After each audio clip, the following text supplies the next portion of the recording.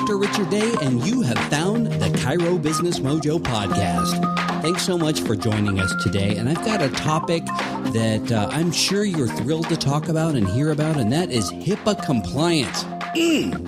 Can I get a yeah? Well, I'll tell you what, this is not a favorite of mine, and I'm guessing it is not a favorite of yours. It's complicated. There's a lot of rules. It's somewhat terrifying, if you know what I mean. Am I doing it right? Am I not doing it right? What should I do? When do I do it? There's a lot that goes into HIPAA and a lot that we really don't know that goes into HIPAA. And if you can relate, if you are feeling as lost as I have been in HIPAA, then you're going to want to listen to this episode. We have some great news for you. What if there was a tool out there that wasn't a physical manual, but it was something online and you registered and it walked you through the entire process of setting up HIPAA and becoming compliant with what it is you need to know. Kind of like the way TurboTax works. If you've ever used that, it asks you questions, you answer them, and then it helps you look like you're an accountant, right? At the end, your taxes are done. Well, this is a very similar concept. So if you're struggling with HIPAA or you just want to, what can I do to be compliant? Because I really don't know. This is an episode for you. Recently, Dr. Haley sat down with Jeff Brown. And Jeff Brown is the CEO. He's the co-founder of a company called HIPAAmate. Now, he is a doctor of chiropractic, and he is dedicated to making compliance comfortable. His career spans private practice, compliance consulting, and software product management for 3 healthcare technology companies.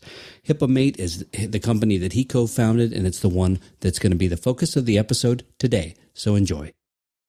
Okay. Hi, Jeff. How are you doing today? Thanks for joining us. Very well. Well, thank you. Good. I'm really excited. I've kind of run through HIPAAmate, and I'm very comfortable with it and seeing how it works. And so I'm excited to share that with our audience today.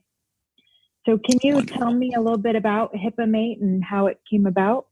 Sure, absolutely. So I am, if your chiropractors or if your listeners know or not, I am a chiropractor. I practiced for 4 years. I graduated in end of 2013, graduated, went into practice in 2004.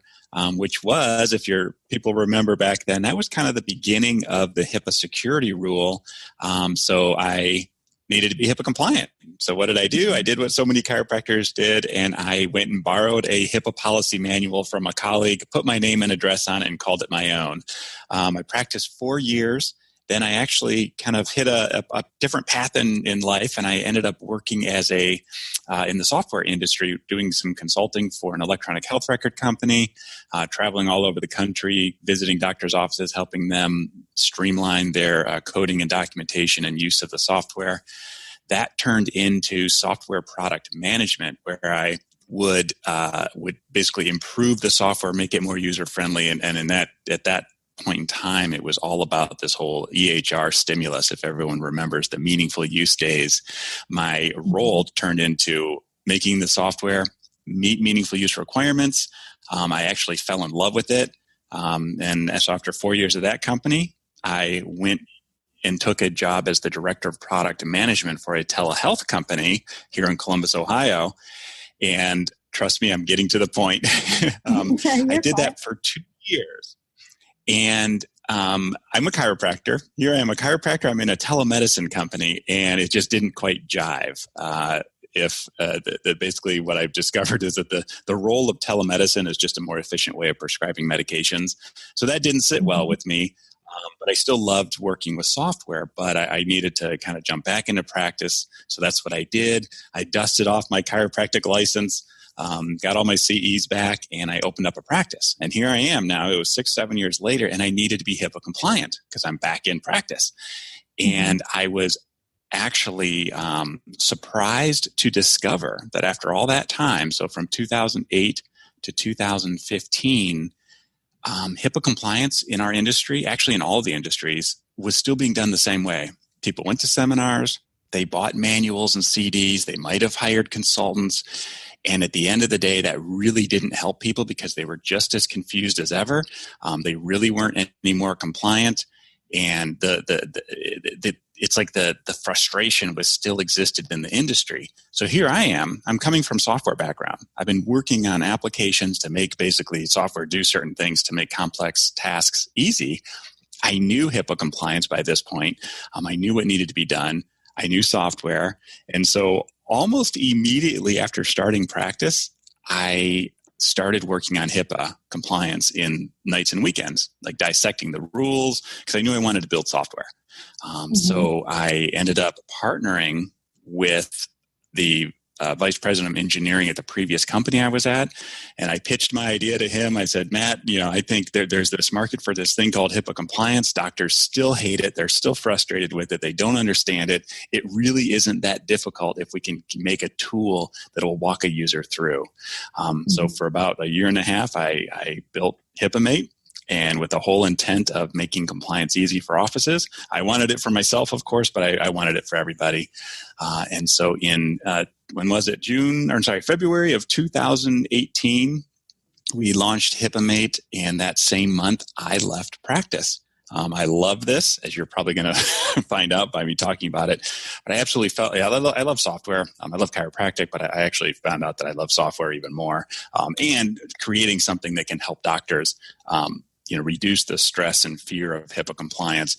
If I can create a tool that saves the doctor's time, their staff time, something that you can check off the HIPAA compliance box and get back to what you need to do, which is to see patients, run a business, generate revenue, and all that fun stuff. That's a win in my book. So I've been at this now full time for over a year.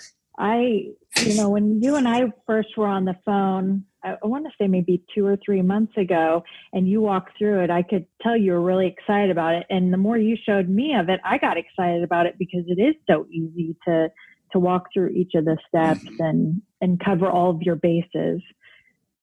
You've been working with a lot of chiropractors now probably with this. What do you think some of the biggest mistakes they're making are with the HIPAA compliance that aren't using HIPAAmate? Yeah. So in my long history that I gave you, when I first was working for that initial software company, I did consulting and I traveled all over the country.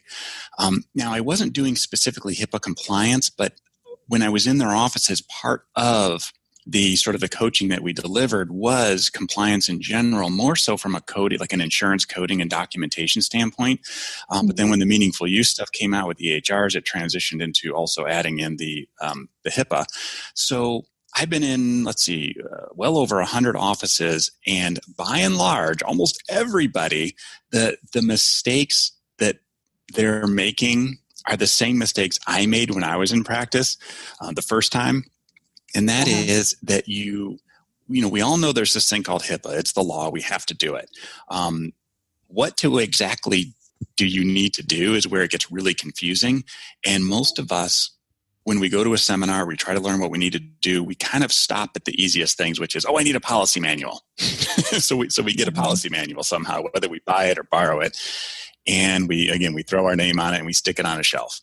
And then there's this false sense of, okay, I have a policy manual, so therefore I'm compliant. Well, unfortunately, that's actually a really small part of compliance.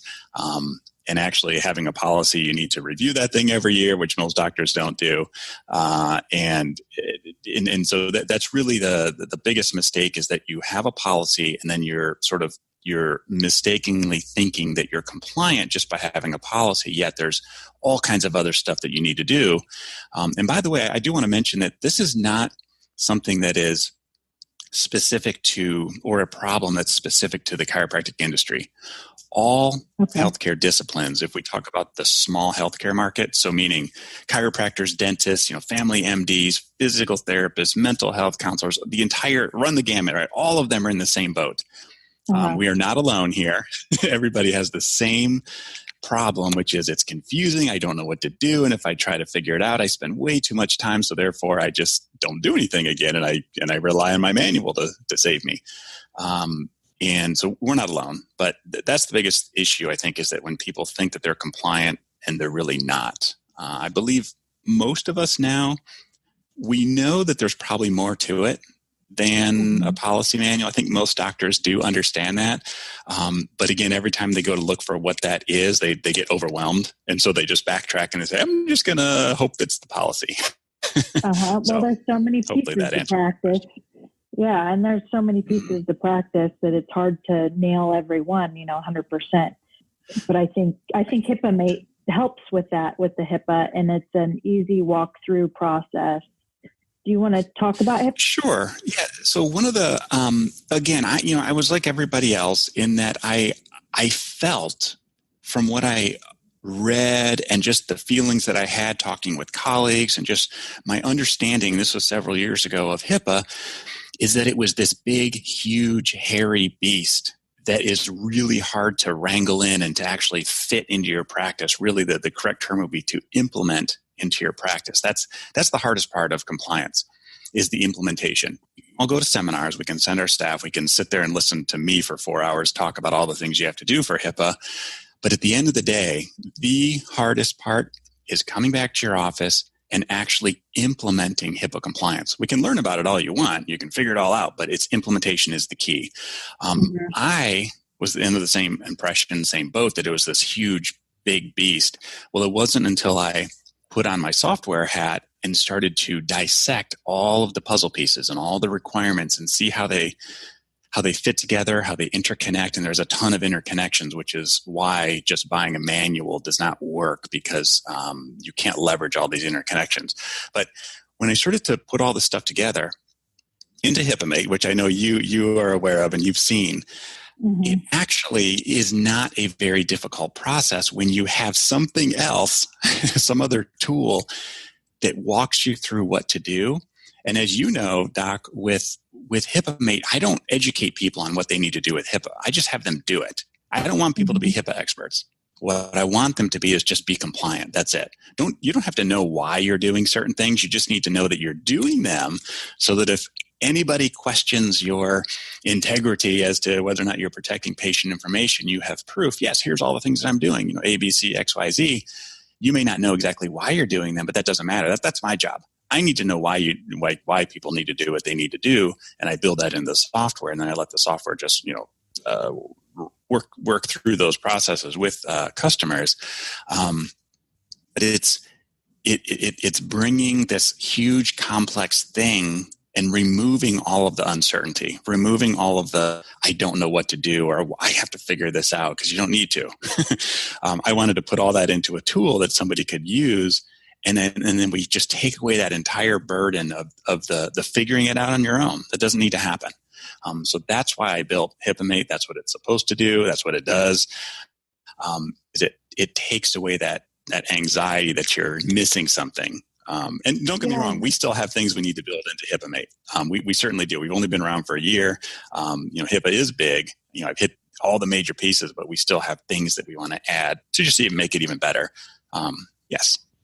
And I think you even take it another step further, making it easier, and that you have built in that, like, it's okay to say no to this question. Don't feel like you need to know the answer to this, or you have like information there that helps even get through the questions.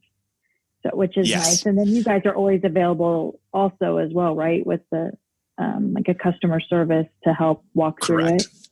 Okay. Yes. Our goal, our mission, our vision, it's kind of all the same thing for me. I just have one, and that is, it's simple. It's make compliance comfortable. That is my entire goal in life. Notice I didn't say HIPAA compliance, because we do want to expand into other areas of compliance. For example, OIG compliance. A lot of chiropractors have concerns of that. In the dental industry, they all want OSHA compliance. So we are going to add some things later. But it's to make compliance comfortable. The only way I can do that is to, or the best way I can do that is to A, create something that just, walks you through everything. But it's B, it's when you get to those questions in HIPAAmate and it says, do you encrypt, or do you do, here's a good example.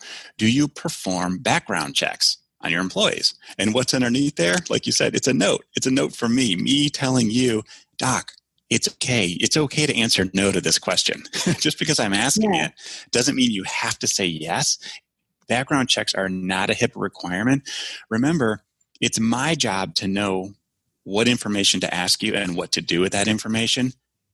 So I don't need you, I don't only ask you things that are actual requirements. I ask you all the required questions, but everything's a requirement. I need to know that. So if I say it's okay to answer no, and that gives you a little bit of a sense of comfort, right? Remember comfort? I'm trying to make compliance comfortable. I want you to know, oh, I'm worried that I'm answering no to this question, but here's Jeff telling me it's okay to answer no. So he must know what he's doing. And then yes, later on in risk management, we may address that. If you answered no, but it's required, we'll work through that. If it's not required, we'll work through that too. But that's my goal. And then, of course, support always. I tell customers all the time that it does nobody any good when you're in HIPAAmate and you're stuck and you don't know what to do. Because that makes us look bad. You feel bad. You're not comfortable anymore, right? You feel uncertain. So we do have free support. People can call or shoot a message via the app. And I get back to them, through email, actually pretty quick. But I don't ever want you to feel like you don't know what to do. That's the whole point of this thing. And then once you kind of go through that first time, then it sends you the reminders, to update this or go through this again. Right? Yes, we are quarterly reviews, and then. So no, not yet. So as of right now, the only thing HIPAA. Within the guidance that comes from Health and Human Services. Okay, so we'll back up a second. We have HIPAA is the law, right? 1986 or 19. When it started, it was way back with the privacy rule back in 96. Then it became the security rule. It got way more complex, which is what we cover most of in HIPAAmate. So that's the law. It's a very general, broad strokes. Things that you have to do. So then we have to go to HHS. HHS's job is to implement the law and to provide guidance to us. So any answers you are looking for or information you want, well, hopefully you don't have to go look for anything because we know it all. But if you ever were to question something that I'm doing, you want to go to HHS because that is sort of they're the end all be all guidance to us and how we implement the law. And that's what I use. That's how everything is based upon HHS. Based upon the guidance coming from HHS, HIPAA, most of the things, if they mention any time frames as to things that you have to do, it's annually. Now, HIPAA, in general, HIPAA compliance is considered ongoing. It's not something where you do it once and then you're good to go. It doesn't work like that. It is an ongoing activity. But that doesn't mean that you have to do like a risk analysis every month or do training every month. Those things where there's any timing involved, where they specifically call that out, it's on an annual basis. So within HIPAAmate, for example, approving your policies. When you're a new customer, you go through each of the 20, to create your HIPAA policy manual. You go through those, you approve each one, and then it's not for another year that you need to go back in and approve them. And of course, it's super quick the second time if nothing's changed. If you haven't moved locations, if you haven't, changed, electronic health records or something in that time, then you just hit approve and you move on. Same thing with training, HIPAA staff training. You want to do once a year. That's included within the product. So we have a little countdown. So once you approve today, then it says 364 days remaining, and then it counts down every day until you need to do it again. Now, being a year old, we have our first customers that are, on that annual basis. Currently, the software does not actually send automatic reminders, but that is something absolutely that we are going to build in. Remember, my whole thing is I really want to make it to take that compliant, any sort of HIPAA compliance thinking, I want to take it off of the staff and off the doctor and put it onto us, meaning I know what information you have. Good software should be able to analyze that data on a periodic basis and, say, hey, if we know this customer, it's, they're within 30 days of needing to do training again, then let's send out an automatic alert to the privacy officer that says, hey, guess what? You have training this due or will be due soon. For right now, it's all on our dashboard where you can see how many days left you have to do something again. But we don't have automatic reminders, but that will be there. Absolutely. Then there are certain times where quarterly, now again, HIPAA does not anywhere say that you have to do anything on a quarterly basis, monthly basis, anything. It's all annual. Okay. However, remember, HIPAA is ongoing. So we are going to add quarterly updates as far as maybe like an additional training, something interesting about ransomware or something like that. Or if you hire somebody, you want to jump back into HIPAA and add that employee into the system. Or if somebody leaves the office, you want to go in and remove that person because there are certain questions that we ask after somebody's gone. Or maybe you buy a new computer or you swap EHRs. There's all these things that you might do during the course of a year that you'll want to jump in and update the software so that all the records are updated and everything else. So, and it's Health and Human Services, or HHS, that monitors the HIPAA compliance? Are they the ones that come to the office? Actually, nope, they don't. Nope. Okay. So you have HIPAA is the law. So HIPAA is the law. HHS implements the law, meaning they provide all the guidance on how we are supposed to implement it. And then the OCR, so the Office of Civil Rights, they are the ones who audit. They're the HIPAA police. So they're tasked with auditing HIPAA. They're going to be the ones who do, investigations. They're going to be the ones who do like penalties if there happens to be penalties, et cetera. That's their job. But let's be honest, that does not happen very often at all. Audits rarely happen. Random audits don't happen. They did a few years ago when they did these things. They were called. They did this audit. It was back in 2016 and 17. They were called phase 2 audits, but they were just checking. Now, this is an interesting little fact, and it's also a reason why I spent a lot of time with HIPAAmate. Was in 2016 and 17, the OCR did an audit, and they found 0% of covered entities. So that's us. We're considered a covered entity. 0% actually did the HIPAA risk analysis correctly. 0%. So doctors who are listening, you're not alone. I know you probably have no idea what you're really supposed to do with the risk analysis. Most people don't. And the risk analysis, by the way, is just one piece of HIPAA compliance. Within HIPAAmate, you know that, of course, we do it as the last piece, but it is only one piece.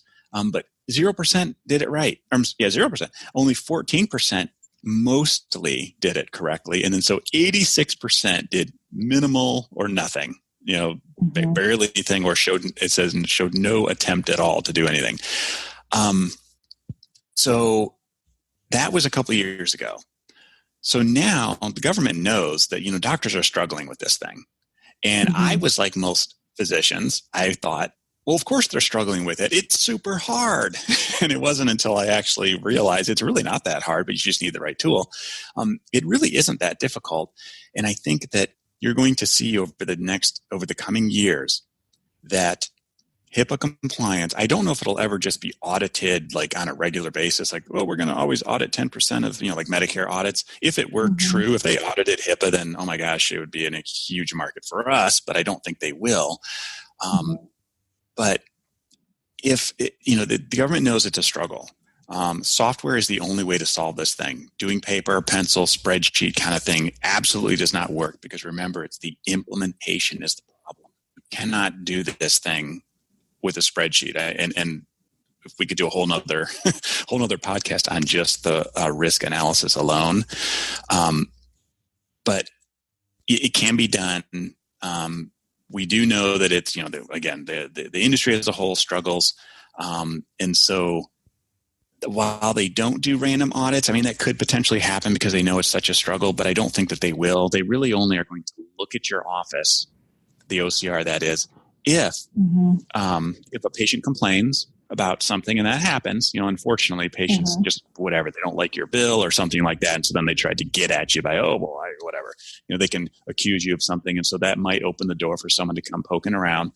But more likely, it's actually your state that there's going to be an issue, because you have HIPAA compliance, which is federal, but you also have all of your states all have their own patient sort of confidentiality and privacy stuff, and now all 50 states now have a digital privacy sort of laws. And if you're the gold standard is HIPAA, so meet HIPAA and you're good to go. But chances are it's really the state that's more of an issue potentially for somebody. So does HIPAAmate, is there anything printable, or it's just all online? So we do. Done? Yeah, the risk analysis. So if you were ever to be audited, the first thing that an auditor is going to ask you for is your risk analysis, and they're probably going to ask for your most recent risk analysis, but they may ask for more than one, or however many you have. But you need to just show that you have them. So that is something that every time a risk analysis is done, we save it. It's kind of in this reports section, and if you do 30 of them, then there's 30 of them there, and those can be printed off because we know that those are more likely to be. You're going to be asked for one of those. The other thing that they're going to want to see are training records. So HIPAA staff training, annual staff training, is a very important thing. Good news, docs, it doesn't take that long, and it's free. I mean, it's part of the software. You don't need to pay for training, and don't pay for training, because if you are paying for HIPAA training, then that means it's not compliant. And here's what I mean by that. Because when I looked at all of this guidance coming from HHS, one of the things that is extremely clear is that your HIPAA staff training needs to be over your office's policies and procedures, not your entire manual. You don't hand your staff your manual and say, read this and tell me when you're done, because it'll take them a while and they'll fall asleep. But it's over certain topics. But those topics are things that are custom to your office. And if you pay $25 for each of your staff to watch some video series and you get a fancy certificate at the end, you just watched generic training. Which some of the HIPAA training it can be generic, but then the other ones, which I definitely call out, are the ones that must be specific to your office. For example, password management training. So HIPAA calls out that you need to do password management training for your staff on an annual basis. Well, you can't just say, "Oh, use a strong password." That's what a video would tell you. You actually have to have your password management policy, which, of course, is you manage within the software, but for example, one office might say, "Oh, we require passwords to be at least 8 characters long." The next office might say, "Oh, we require 10." The next one might say 16. So it's very specific to your office. So you can't just say use a strong password. You have to literally tell your staff exactly what your policy is. It's very easy to do, but so the staff training, you want to make sure that it's custom to your office, which it is. So again, don't waste your money, please, because it's not compliant. Even though you get a certificate, that doesn't mean anything if somebody actually wanted to kind of hold you to the letter of the law. So we're going to keep a record of your training, all the past training that you've had, because that's going to be the other thing they're going to ask for. And then usually, if you're ever audited, they're also going to ask to see your policies, because your policies and procedures, that is considered sort of it's kind of the framework for everything else within your office. And so they want to see that. And what are they looking for? A, that you have one. B, when was the last time you actually reviewed it? Remember, it's annual, and software is awesome with this because obviously you hit approve, we date timestamp it, we know it's the privacy officer that did it. So there's always a record of all of the approval dates. And of course, if you change anything, we always keep a record of the old one and what the changes were. But that's where documentation matters. Right now, not everything needs to be printed out. Most things, like your training, you don't need to print that out. Or the training record. That's just something that, you need to be able to demonstrate that it's there. We are going to add printing to everything, though. But right now, only certain things you can print off. But we are going to where everything is printable. But that's kind of it's not super important. I know that people don't get audited very often, so I'm not worried about it. Okay. But obviously, you can still print from the browser if you need to. Yeah. So, are there any big changes coming up with HIPAA compliance, or? No, this is the beauty of HIPAA, is it rarely changes, which is good for all of us. It's good for me. It's good for you. The last time HIPAA had any major change was several years ago. It was back in 2012 and 13 with the omnibus rule. HIPAA changes maybe twice every 10 years. Is there anything that's significant? Now, what does change more often? Remember, so HIPAA is this big law. To actually change the law, it is a big deal. And that's why it only changes once or twice every 10 years. It's a huge deal, act. It takes an act of Congress to change it. But what changes, though, is the guidance coming out from HHS. Remember, HIPAA is very broad. It's very sort of generalized. If you actually read the law itself, you're going to go what in the world am I supposed to do? And that's why you don't read the law, read what HHS says. So HHS will have new guidance that comes out, or maybe reinterpretations of things or expansions on things. And so that's what I keep up on to make sure that, if there's anything that's significant that I need to change in the software or add or things like that, then I keep up on that. There is actually currently the HIPAA law may change. However, it's in an area that really it's not going to affect us. It has to do more with patient portal kind of stuff. And not patient portals. Scratch that. It has more to do with the exchange of information between doctors. But from our perspective, it has more to do with like big, huge health systems. Let's put it that way. But once that new rule comes out, if it gets enacted, then of course I read it. I'm on all these cybersecurity law, like news things. And so that's where I get all the info. But that's how we, make sure that we're still good. And what we're, the guidance that we provide is still valid. When do you think someone should implement a HIPAA program in their office? Do they need it day one? Someone graduates, they get their license, they open their practice, they need something. Yes. So they do. I mean, again, it is the law. Now, this is kind of funny because, it's the law, but let's face it, if you're like, I live in the state of Ohio, so if the speed limit on highways is 70 miles an hour, but there's no cops, people are going to drive 40, 80, 100. They're not going to follow the law. And that's kind of the problem with HIPAA compliance is that it's the law, but there really aren't any cops unless somebody complains about you speeding, then they might look at you. But so a lot of us just don't really, we haven't done it for years. We're kind of know that we're supposed to, but, we're going to take the risk. It makes that was a good argument, last year. 2 years ago, 5 years ago, because again, you have to look at your cost benefit ratio, and the cost of HIPAA compliance for any office was it cost a lot. It cost a ton of time if you tried to do it on their own. And if you went out to a consulting service, it cost a ton of money. So therefore startups, new businesses, or even doctors who have been in business for a while, it was always a cost benefit ratio. And they said, you know what, the cost is too great. I'm going to assume the risk of not being compliant. That was sort of the decision. But now the reason I'm doing this is to solve that problem. I don't want you to have to make a decision between following the law or, like meeting your business, your bills at the end of the month, right? I'm like, no, we can make this affordable. We can make it easy. Because that shouldn't be a choice. You shouldn't have to make that choice. You should just know, I can follow the law. It's not that difficult. It's easy to do. It's not going to take me a ton of time. And I can move on with running my business. So you should do it from day one. It's easier to implement it day one. It's good information to know. It's a good process to start and to implement some of the systems involved that you need to figure out, the policy and procedures of your practice, that kind of thing. I think it is good to implement day one. You have all the time. Well, you should have more time most people have more time day one than others. Some people have families and other, a lot of other things going on. But I think if you have the opportunity, for sure, especially with HIPAAmate, it's so easy. And so we have a new business. A dentist just signed up with us. This was about 2 weeks ago. She called me up. She goes, I'm starting a business. And, she heard about me through somebody on some Facebook group or something.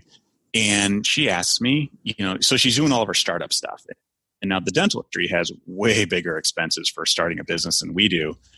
Just their equipment alone is just a lot more. But she goes, should I start this now? And I said, well, absolutely, because right now you have 3 weeks before she's opening. I go, right now she should have done this about 2 months ago, but because you can get through this as a new practice. It'll be a piece of cake. It'll take you like 2 hours to go through the whole thing. But also you're setting the stage for, all my new computers that I have, before you even have any patient data on them, she can go in and make sure, like all of her the automatic log offs are on the computer. They have antivirus installed. If she chooses to do encryption, she'll know what that means. And if she wants to do it or not, that's not a HIPAA requirement. It's recommended, but not required. So she can kind of have all of her ducks in a row and be done, check off the HIPAA compliance box so that on day one of her practice, because I told her, I said, really, in your first month, 2-3 months, do you want to worry about compliance or do you want to do 100% new patient acquisition? She goes, of course, I want to build a practice. I'm like, exactly. Yeah. But just get it now and get it done. And so she did. So, of course, it always makes sense just to get it, again, check it off, right? And then you don't have to worry about it. And then it's only, again, you change things as you need to later. And you're aware of the process of when you start a relationship with another business and they need to sign, what's that agreement? That's actually a good point, because as a new business, all of your relationships are new, and you have to find out, hey, I have a relationship with a new business. Are they a HIPAA business associate, or are they just somebody that, they don't need to get a business associate contract? So that's the thing. It's actually a great point, because you can think about those things ahead of time instead of after the fact, which is where, doctors who are already in practice, that's the thing. It's like, oh, wait a second. I use an online scheduling service. I didn't know I needed a business associate agreement with them. Yes, you do. And how long have you? Well, I've been using them for a year. Okay. So, that's a problem. But you just, I always tell people, like, what do I do about the time that I've done in the past where I haven't been compliant? It's like, you can't do anything about that. Just start from now and go forward. HIPAA, like any government program. Again, I used to teach coding documentation. I dealt with Medicare audits and insurance audits. But the feds, their biggest thing is they are not out to stop you from practicing like people think. Like, oh my gosh, HIPAA is just this big pain in the butt and I can't even practice with it. No, you absolutely can. They are all about all they want to do is know that, are you making a reasonable effort to safeguard your patient information? That is what HIPAA compliance is. And when you actually look at all the questions that are asked and the things you have to do, you're like, oh, when you look at it, you're like, well, this isn't unreasonable. Of course this is reasonable. And all they want to know is, are you making the effort, like a good faith effort or a reasonable effort to do the right thing? And part of that, or I should say the way that you prove that, is that that you're in compliance. But what does that mean? That means that you have all of the documentation that you're doing, A, B, C, X, Y, Z, meaning you're meeting these requirements, because that's the proof that you're making a good faith effort to do the right thing. And that's why,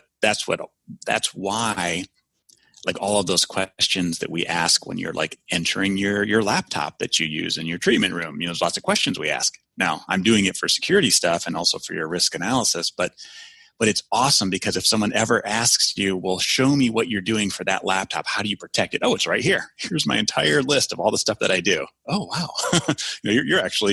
You're doing way more than any other doctor does. Exactly. It's just about doing the right thing. And it's not that difficult. Again, my biggest challenge is trying to turn this huge, massive boat in the profession where HIPAA is this again, like this massive sort of problem. We all see HIPAA as a problem, and it is until you have a solution. But it's this big problem, and it's going in one direction, and the whole profession keeps perpetuating it in this one direction to hate it. And I'm trying to turn this ship, into the fact that no, we can turn it into something that's very lightweight and speedy, and it's a little speedboat. In fact, it's a little ski boat on a little lake. It's not that big of a deal. So that's one of my challenges, is trying to sort of de-escalate the fear that's out there, and sort of put it into a different mindset that it is certainly attainable. It's extremely attainable. And it's just that you haven't been exposed to it in the way that you can be, through software. Awesome. It's a great solution. I enjoyed walking through it and seeing all of the pieces of it and how it works together and how smooth it works together. So I'm going to move on a little bit. I think, unless there's anything else you want to add about HIPAAmate or HIPAA compliance. No, other than please don't fear it. Don't listen to the naysayers out there. It's not hard, and it's not something to be scared of, and you're not going to be fined $150,000. That just doesn't happen. It just doesn't. Please don't listen to that stuff. Don't do HIPAA compliance because you want to avoid a huge penalty. That's the wrong reason to do it, because if that's why you're doing it, then you're gonna pay way too much money to get it done. Do HIPAA compliance because it's something that you actually can do. It's what the law is, and it's actually quite simple to do. And you want to protect your patient data. That's it. Just like all of us do. If I go to the hospital or something like that, or go anywhere. If I go anywhere, of course I want my patient or my data protected. In fact, we expect that. So do it for that reason. And it's a practice reputation saver. Again, don't do it to try to save yourself some huge fine, because then someone's going to convince you need to pay $5,000 to save yourself $150,000. It doesn't work like that. Do it because it's good for your patients and it's good for your practice reputation. And the reason I say that is because if there is a breach for some reason, like you have a data breach, that's not good for your reputation, because you have to report that breach. If it's a big enough breach, you have to then, like, the media has to know. That's not good for any business. So just do the right thing so you don't even have a breach. and that's why you do HIPAA. And so that you can just sleep well at night. And that's kind of what my big point is, to de-escalate all the fear. And when people realize it is extremely attainable quickly and easily, then all of a sudden it won't be scary. And it's something that you have to do. I mean, yeah, you got to pay your taxes every year, but it's not a huge problem. I mean, we all just do it.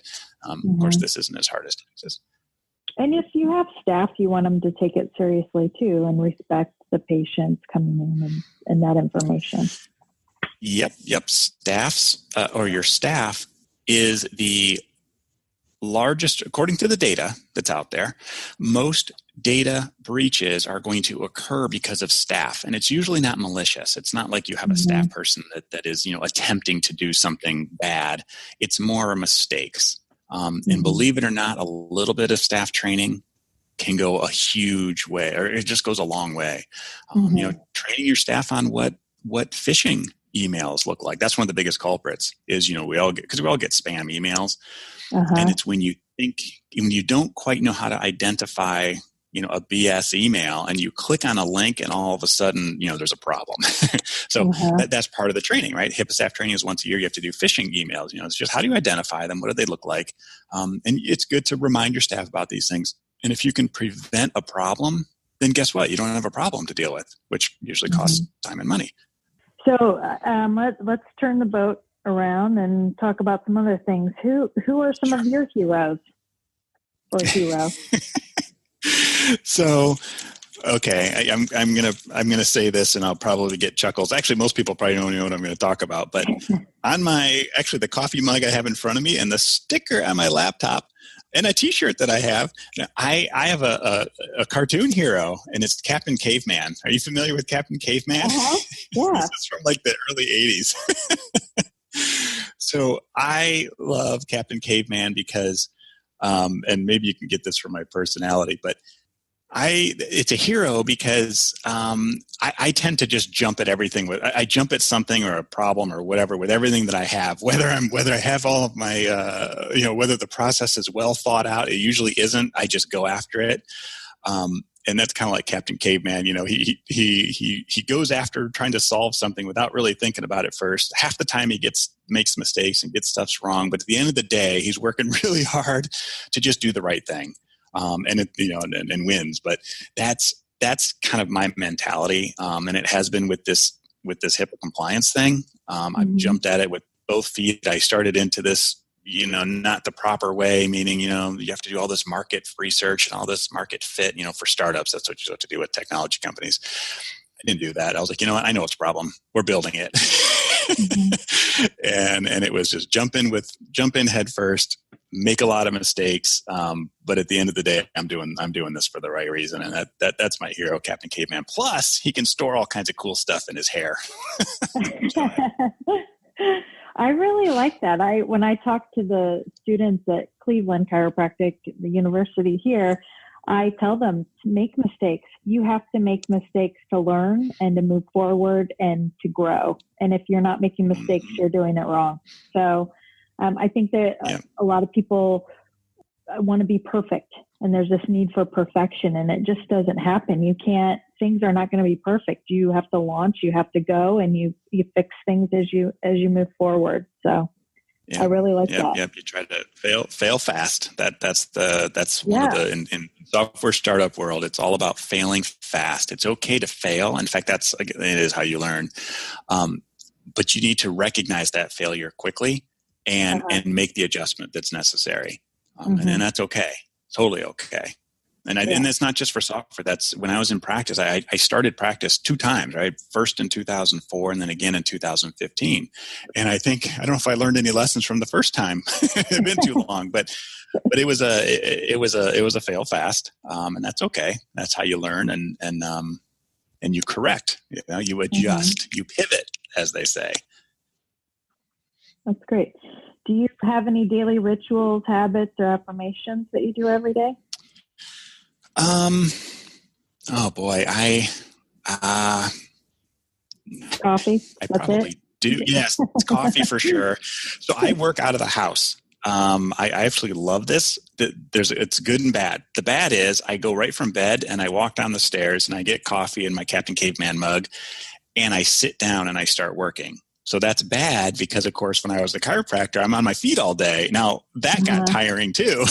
And then you want that time to sit, but now I sit way too much. So I do, just one of my habits is I try to get outside. I get up off my computer. I walk the block, walk around the neighborhood. I try to do the best, just to get the blood pumping. And it's good to do that at least once an hour, but I don't oftentimes get that. But and it's really, yes, go ahead.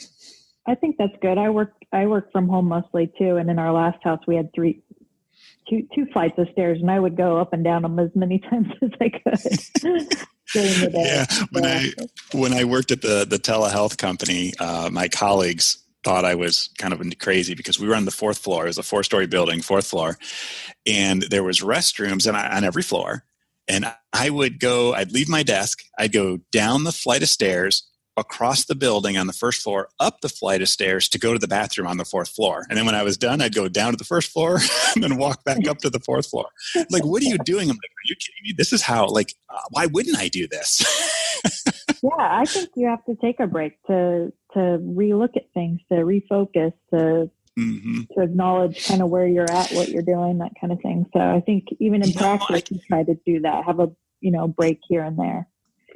Yeah, and I think everybody has their, when you're trying to solve a problem, and this is going to come up when you're, whatever it is, whether it's a case that you have with a patient, or maybe it's a marketing kind of thing you're trying to figure out, or what went wrong with this new patient that I had, why didn't they show up? One of the things, for me, it's all software related stuff. When I have an issue that I'm trying to figure out, how do I make it the best use possible, for the customer? For me, and then this is probably going to be different for everybody, but for me, it's out running. I don't run much, nearly as much as I should.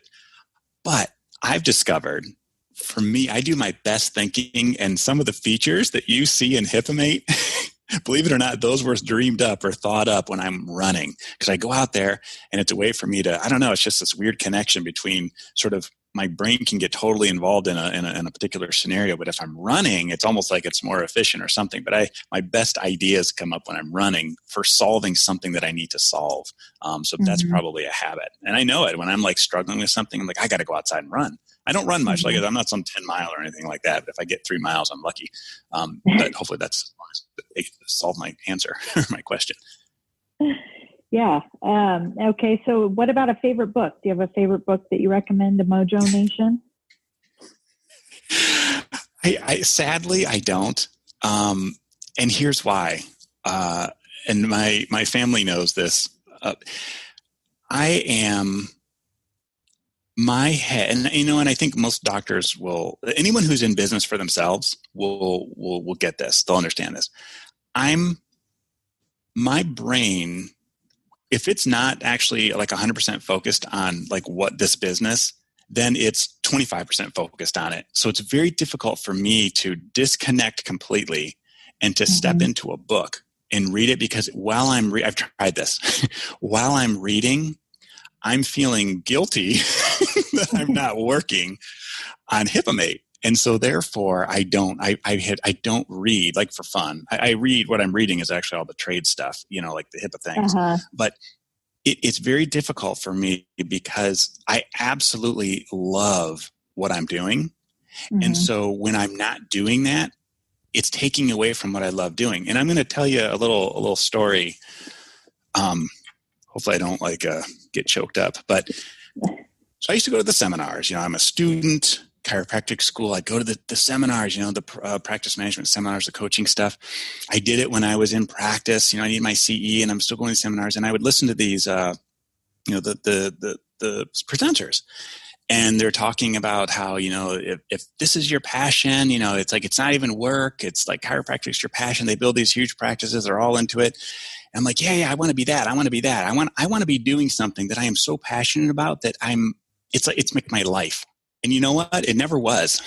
When I was in, I love the philosophy of chiropractic. I love the idea of it. I enjoyed practicing as well, but it wasn't something that I like woke up in the morning and wanted to immediately get to the office. And that's what these, a lot of the coaching, people, that's what they were doing. I'm like, geez, that's just not me. I love chiropractic, but I'm not, I don't know if the right word is, like, I'm not in love with it. So when I started building this thing, I found that. And I was like, oh my gosh, I now know, and I can experience that passion that you have for something, to where you get up. And that is why I come right down here and I turn my computer on, and my brain is in it. In fact, it's in it half the night. Like sometimes I don't even sleep because I'm like thinking about this stuff. But I found that passion, and it's so enjoyable. And what's just awesome, and why it just makes it even better, is because A, I found it, but B, is that it's my passion to do this, but what I'm doing is I'm helping chiropractors. Yes, I'm helping other healthcare providers too, but what I can do day in and day out is make life easier for chiropractors. You know what that does? That makes their practice better, and I'm hoping it makes their experience with their patients better, because they don't have to worry about HIPAA and have that nagging thing. It makes their staff experience better. What kind of staff person who, I feel sorry for the poor soul that, you're in an office working and it's the staff person that gets HIPAA dumped on them. Hey, I went to a seminar. Here, they bought the $500 manual and slap it down on the office manager desk. Here, do this. And they're going, oh my God, you mean along with everything else I have to do? Like, when do I find time? And of course, they don't do it. But I want to provide the gift to those office managers, to the staff, to the poor soul who has to do with HIPAA, because it really isn't difficult, and I want them to be a resource. But I'm like, so excited that I found something that I absolutely love to do, and in the same time is it helps the people that I love most, which are the chiropractors. And I don't know, it just doesn't get any better than that, and that's why it's so difficult for me to open up a book and read, I don't know, some murder mystery or something, because the whole time my life pulls me back to what I love doing, and it's this. I go on vacation next week down to Florida, taking my kids. My daughter's a senior in high school. We've never been on a spring break trip. So we're going down to Florida, and you bet I'm going to be bringing my computer. And it's not that I don't want to spend time with my kids, but for me, sometimes when they're still asleep, because they're teenagers, so they're in bed till like 11 o'clock in the morning. For me, what is so enjoyable and comforting is to work, because it doesn't work to me. Or it's to work with my partner. He asks me a question. He's my software engineer guy, and that's enjoyable. I love that, and it's hard for me to get away from it. That's what I like to spend my time doing. Well, it's great that you love to spend your time doing it to help all of us who don't. Right. Right. Okay, so a couple more questions. What's the best business advice you ever received? Okay, that's a good one. So when I was in chiropractic school, I had a project for probably a philosophy class, and I had to interview a chiropractor, and I chose Reggie Gold. Do you know Reggie Gold? I don't. He's a chiropractor. Okay, he passed away now, but okay. Yeah, so he was so Reggie Gold. I went to Sherman College. And it was back then. It was still Sherman College of Straight Chiropractic. Now it's just Sherman College. So I was in the the whole philosophy of straight chiropractic, that whole thing. Well, Reggie Gold is like a huge, just a very well known person in that sort of realm of the philosophy world of chiropractic.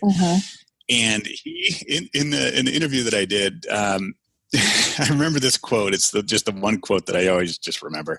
He said, "When you shake a can of mixed nuts, the biggest nuts rise to the top." And he was a nut. He really was. But he was like one of the, the Jersey chiropractors, I believe, or maybe it was New York, but, huge practice, back in the day. But he was a nut. And I am not a nutty person. I may sound like it, but I'm really not. I'm quite not that. But I always try to. I see that advice as, and now that I've been in sort of the business world and in startup land and all that kind of stuff, you realize, and even chiropractic in a lot of cases, is that your chiropractors who aren't afraid to step out on a limb. They're the ones who have, meaning high risk, high reward. They tend to have like the most wildly successful practices because they're willing to do what it takes, to step out on a limb, so to speak, and to sometimes be a little bit nutty and to go against the grain and to stand out from. It's really, what it is. It's to stand out from the crowd, right? That's what you need to do in any business, but in chiropractic for sure. And so I always thought of that as, you shake a can of mixed nuts, the biggest nuts rise to the top. And so I try to, or I do, I do. I let my nutty self come out every once in a while, or to a certain degree, I want to always be the nut because that's the way you get noticed. But in HIPAA world, of course, you have to really subdue that but it's still this very serious topic, compliance. And so you try to be nutty to let people know that I am human and I'm not some stuffy like auditor or something like that. But I can't do it too much because then I don't want to like shut people out. But so that's kind of just a quote that I heard from somebody in business in chiropractic field, and it stuck with me. And I try to apply that, or I do apply that advice into everything that I do. Probably not enough when I was in practice, though. Otherwise, I would have been more successful. I was going to say, I think that's something we talk about a lot when I go to the school. And I think it's hard for new docs because they want to treat everyone, but it's hard to connect with when you're trying to connect with everyone. Whereas if you try to connect with your ideal patient, then it's easier for them to recognize you once you've recognized who that person that you serve best is. So I really like that. So what's the best way for people to connect with you? How can we find you? The best way is, the first best way really is online, HIPAAmate.com, HIPAAmate. A lot of people say HIPAA with two P's, HIPPA. So of course we bought both domain names. if you spell it wrong, you'll still get to our site. But HIPAAmate.com. Actually, it's changing the website tonight. It's going to look totally different. I do all the website work. I'm a little bit of a techie guy. I kind of enjoy that too. It helps calm me down, learning how to code and stuff. But so go to the website. There's going to be some new videos on there. You'll hear my voice again, much shorter, I'm sure. Or call me. My phone number's on there. I'm the only one who answers the phone right now. I'm the only guy who's full-time at HIPAAmate. My two software engineers, they're both it's like a nights and weekends thing for them. We're trying to get them full time here within about 6 months. Hopefully one of them will be full time. But so I always answer the phone. So don't think, it's not going to be me. Or send an email, contact@hipaamate.com. That comes to me too. And I love talking about this. If you have any questions, of course, just ask away because I love it. Awesome. Well, thank you so much for being on today. It was a pleasure. Thank you for having me. I enjoyed it.